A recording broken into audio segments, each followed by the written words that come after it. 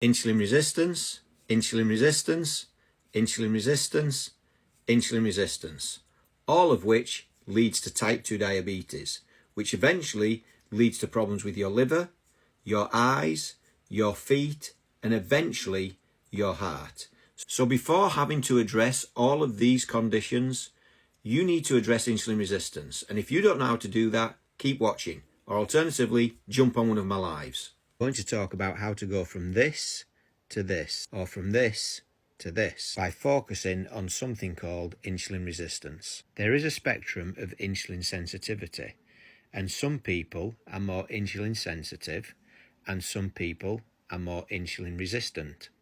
And if you ask an insulin sensitive person what's wrong with the rest of us, they may be tempted to say, well, they should just eat less and exercise more. What many people don't realise is that when you have insulin resistance, you are playing against a rigged deck. Insulin resistant people have more sugar cravings. They have more frequent hunger and often more intense hunger. They have brain fog, which makes it difficult to concentrate and focus on goals. They often feel tired after eating, and there is a strong correlation between insulin resistance and having anxiety or depression. Insulin-resistant people have symptoms that make them more prone to unhealthy habits. The unhealthy habits lead to more insulin resistance, and the cycle perpetuates itself into a destructive problem, leaving us feeling very, very frustrated. In order to get insulin under control, we need to know what increases insulin levels and also what reduces insulin levels. If you struggle with snacking and overeating, then fasting might be a great solution. When we're fasting, we're not starving, we're simply switching fuel sources. Instead of burning food for fuel, we're burning body fat for fuel.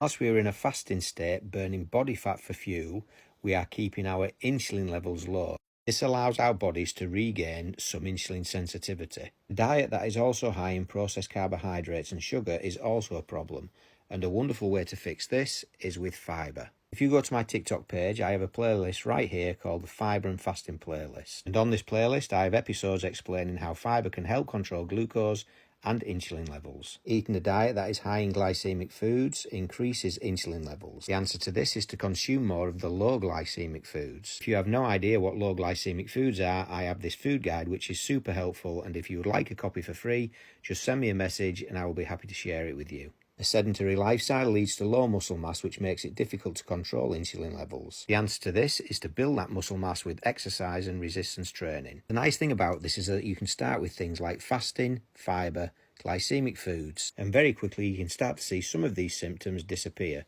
This breaks this cycle.